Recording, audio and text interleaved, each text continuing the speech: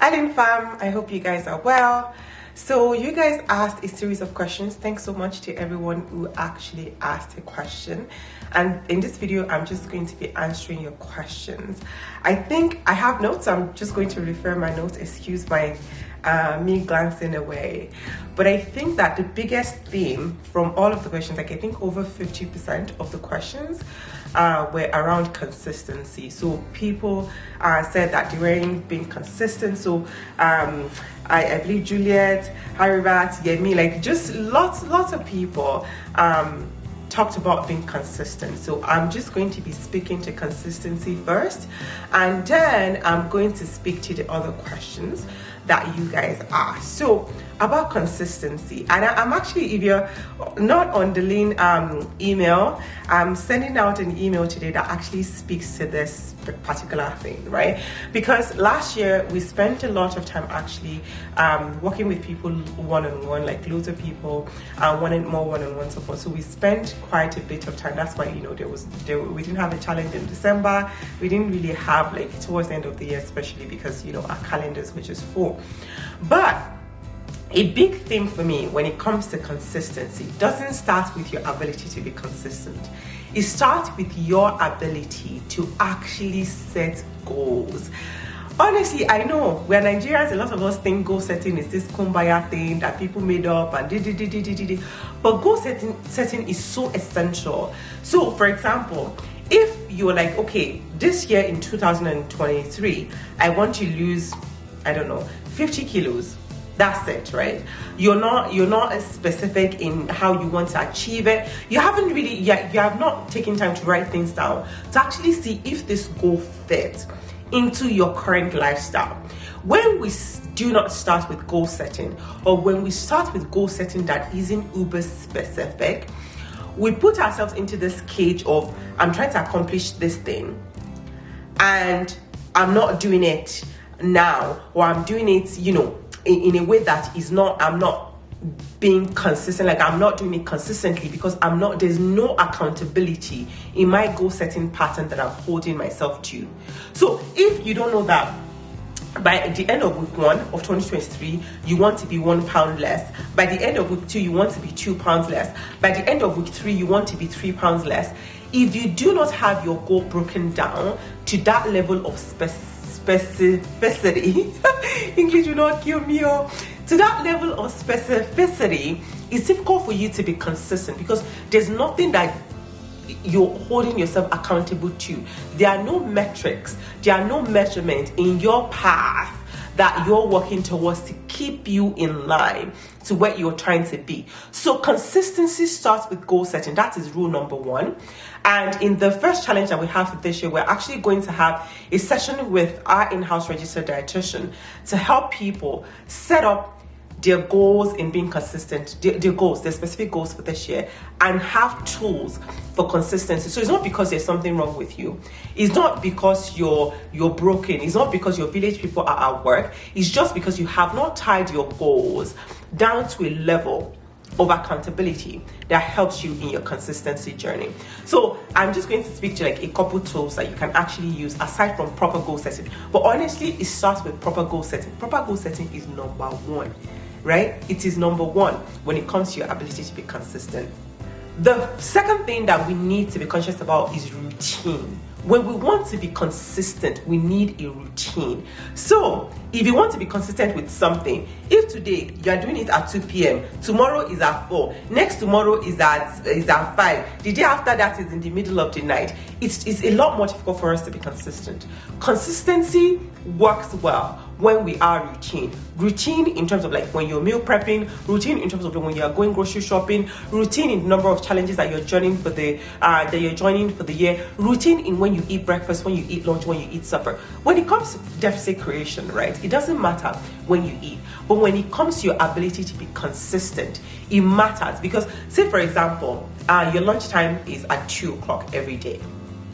It's difficult for you at 1:50 to go and be snacking because, well, you're going to eat in 10 minutes. So why are you snacking out? But if you don't know intuitively that lunch is in 10 minutes, It's a lot more difficult for you to be consistent in terms of like, sticking to your plan or sticking to your meal prep, because you don't know when the next thing is coming. You don't know when you're going to eat. You don't know when lunchtime is. You don't know when you're supposed to snack.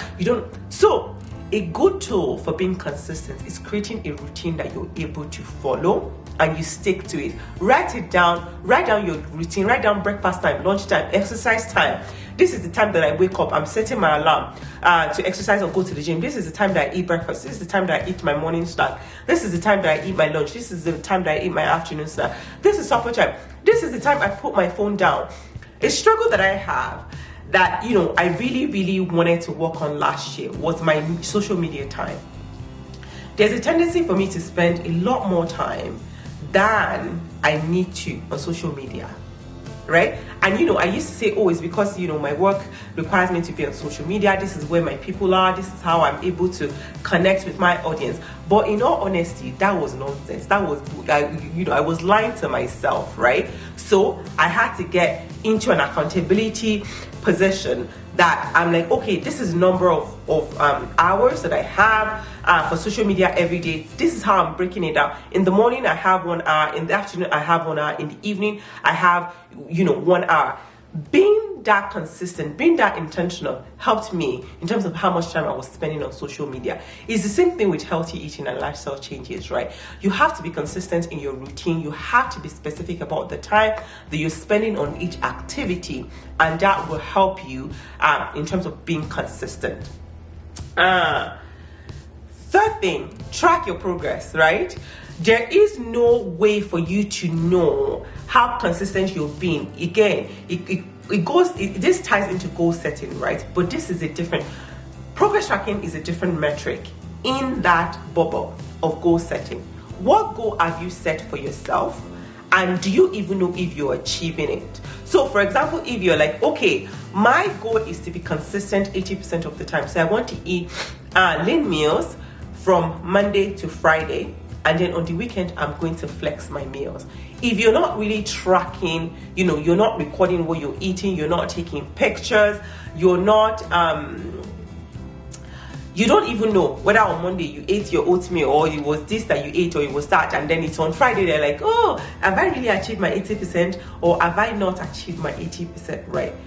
Having definitive ways of to track your progress is a good tool for knowing how consistent you've been and ranking and rating yourself on that, consistency metric that you've set up, and that will allow you to make more informed decisions in terms of, okay, my 80-20 rule, or my average step goal for this week is 10,000 steps every day. If you're not counting your steps every day, how do you know how many steps that you've taken, right? So you need to be able to map your progress through something, to track it with something, with a tool that you're holding yourself accountable to, and that will help you in terms of being consistent, because it's something for you to actually track your progress against.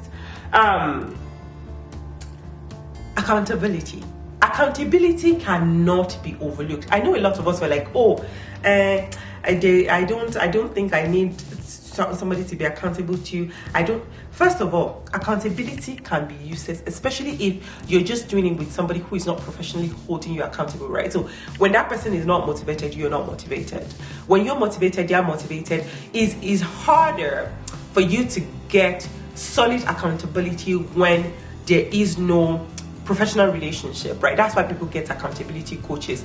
That's why people get, on programs where they're like, I'm doing this consistently because these people are holding me accountable. In whatever form that looks like to you, whether it's in getting an accountability coach, whether it's in getting into coaching sessions, whether it's in joining programs, whether it's in, your husband is somebody that is a drill sergeant that goes to the gym all of the time, he's going to hold you accountable. Whether it's in that relationship, right? You want to have accountability to somebody outside of yourself that is able to check, this is the goal, this is the consistency metric that we have, these are the tools that we are using to judge where are we and what factors do we need to tweak and change in order for us to be able to get to where we're going based on the goals that we've set. Accountability is important. Accountability sometimes will cost you money. If your goal is important to you, that honestly should not be a problem, because it is something that you're trying to achieve. If I'm trying to write a book, regardless of, I cook all of the time, I take pictures all of the time. If I'm not accountable to something higher than myself, in terms of, in 1 week I want to have 5 of the meals that I want in my cookbook done, and the next week I want to have all of the photography done, the next week I want to have all of the stories around those recipes done. If I'm not accountable to anybody, it's easy for me to be, to procrastinate and say, I'll do it next time, I'll do it next time, I'll do it next time. I find value in that investment of investing in somebody's time to hold my hand and hold me to metrics that I've set for myself. So it's important for you to determine the value placement that you're willing to place on that accountability, and see if I'm going to go with a friend, I'm going to go with a stranger, or I'm going to go with a professional who is going to be able to help me stay accountable. And then the last thing is self-discipline. I know that sometimes we think everything that is going to keep us accountable and is going to help us be accountable is outside of our control. So it is somebody else. It is the weather that is outside of our control. It is the bus that didn't come on time. It is the this and that and that. You have to be bigger than your excuses when it comes to consistency and accountability. You have to be self-disciplined. Be as self-disciplined as possible. Even if you have somebody holding your hand, right? If they are not living in your house, they cannot, come and wake you up in the morning. If you're supposed to wake up and you don't wake up, that is on you. So you have to have some level of self-discipline, that you show up even when you do not want to show up. You show up for yourself. And again, this ties into your goal setting. Your goal setting that is specific, that is time bound, that is like, okay, at 6 o'clock every day, my alarm is going to go off and I'm going to get up. Showing up, getting up to put your exercise clothes on or to prep your breakfast or whatever it is, that is tied to self-discipline. So you also need to be self-disciplined in order for you to be able to be consistent and accountable. Okay, that is that on consistency and accountability.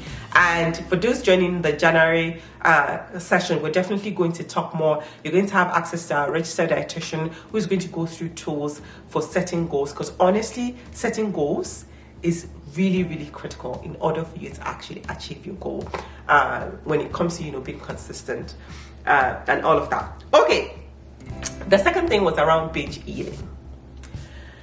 So someone asked a question about, well, how do I control myself from binge eating? And one thing I always ask, especially in one-on-one sessions, when somebody tell me, well, I'm a binge eater, I binge a lot. One reason why we binge is actually because we're not eating enough.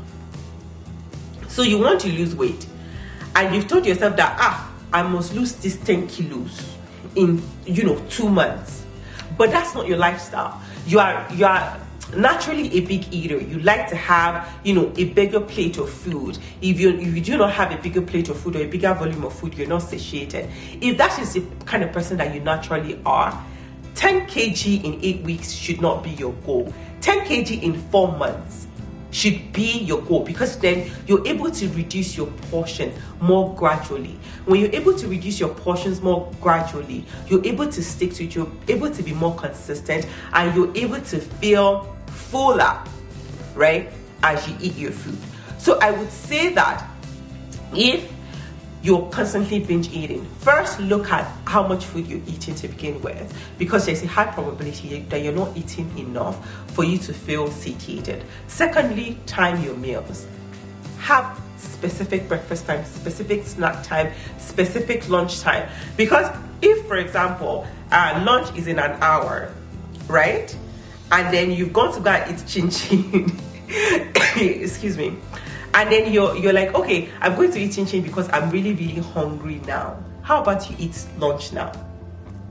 Eat the lunch now and fill your belly, because there's still a large time gap between where you are right now and when the next meal is coming.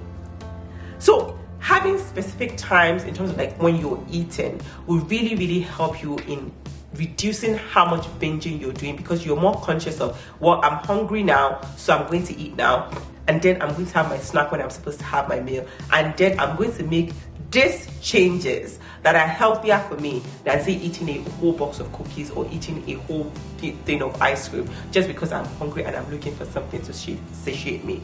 If you're a binge eater, I would also encourage you to really map out the amount of protein that you have in your diet. People that do not have enough protein in their diet are more likely to binge than people who have enough protein in their diet. So that's also one thing to be conscious about, and make sure that you're getting protein at every meal and you're getting protein consistently in your diet. 80-20 rule, right? Somebody asked about how do I manage or something in that realm. Understanding the 80-20 rule so that when you reach your target in terms of like your weight loss and then you're trying to navigate the 80-20 rule, it's easier for you. So I would say that again, timing, right? So 80-20 rule for me, I'm no longer in a state where I'm trying to lose weight. I'm trying to maintain the weight that I have right now because I'm happy with how I look. So the way I manage my 80-20 rule is that during the week, so Monday to Friday, I eat lean. On the weekend, I just use a flexible calorie sheet. And I eat mostly twice a day, or once even, sometimes on the weekend, because I want like a larger meal. I want like a really big splurge of meal. But it's easier to do the 80-20 rule when you have specific days that you're eating clean, and then you have your days that you're like flexing, again, in a way that you're being calorie conscious. So you're not flexing and eating 10,000 calories in one day, right? You're flexing in that you'll say 2,500 maintenance calories. You're using it in a way that is flexible. So it could be a big bowl of oil yamashi or whatever it is that you're eating, but you're still conscious of that calorie pattern that you need. So that would be that in terms of like 80-20 rule. It's just timing. You need to know when you've done the 80 and when you can do the other 20. If you have any more questions on that or you need clarity, please let me know. Trusting the process. Trusting the process starts with goal setting. I know, how many times did I talk about goal setting? Trusting the process starts with goal setting. When you set a goal that fits into your life, right? For example, if I set a goal right now that I'm going to spend 2 hours at the gym every day, I know that is a lie. It is not going to happen. There's no need for me to trust that process because I started with a lie. I started with something that I cannot achieve, that doesn't fit into my lifestyle, right? So when you start with a goal that is attainable within your current lifestyle, it's easier for you to trust the process. It's easier for you to trust the journey. So trusting the journey starts with setting reasonable, realistic goals and measuring them on a timed basis, because then you see, this is the goal, this is the progress that I'm making, these are the adjustments that I need to make in order for me to achieve the goals that I've set for myself. Time management, prep, exercise time was like a category of questions. Let me tell you the truth. There's never going to be time. Especially you're a busy mom or you live abroad, you are the caterer, you are the cook, you are the house girl, you are the house help, you are the cleaner, you are the gardener. There's never going to be time.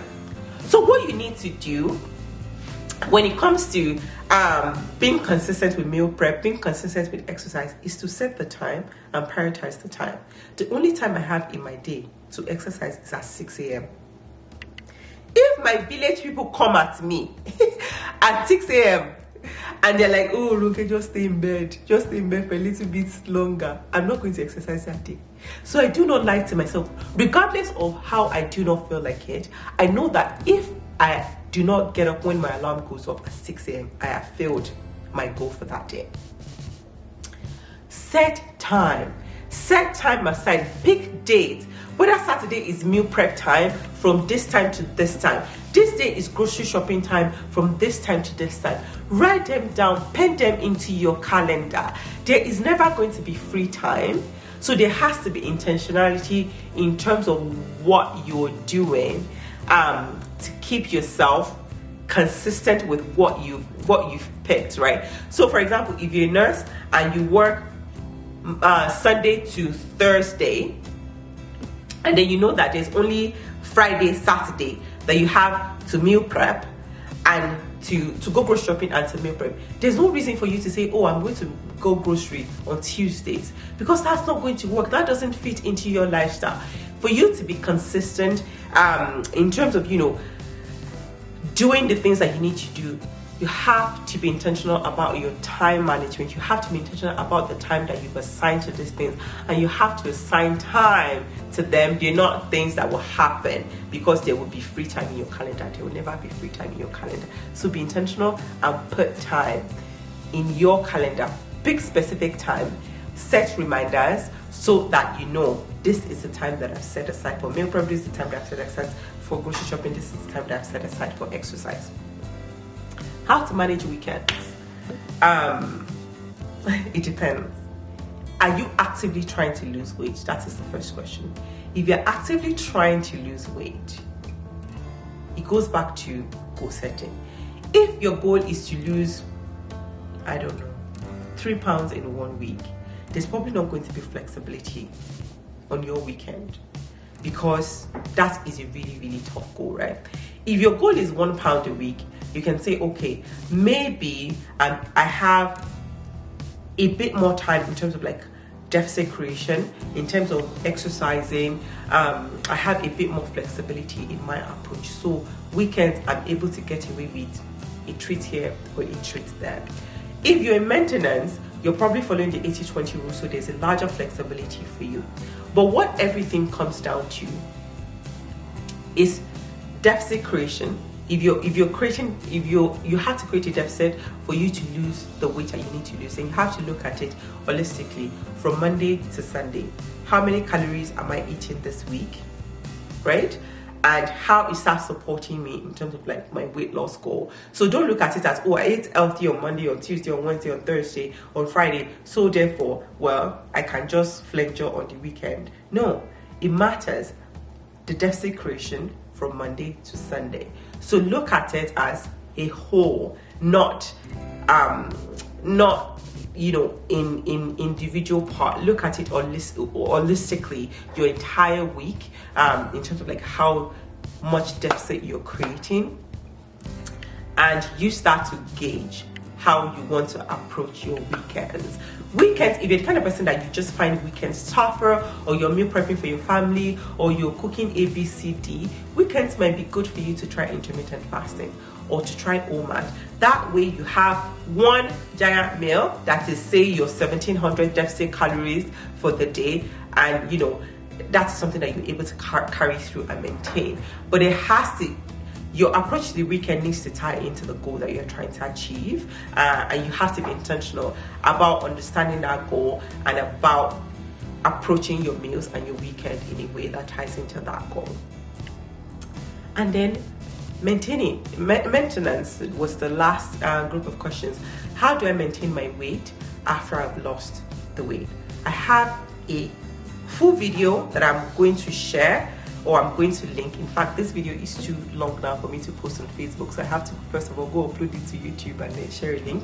But I'm going to tie that video into this one on how to maintain your weight. So I did an extended video, and honestly I encourage you to watch that video because it really answers all of the questions that you might have about maintaining your weight. Okay, so I've answered all of the questions.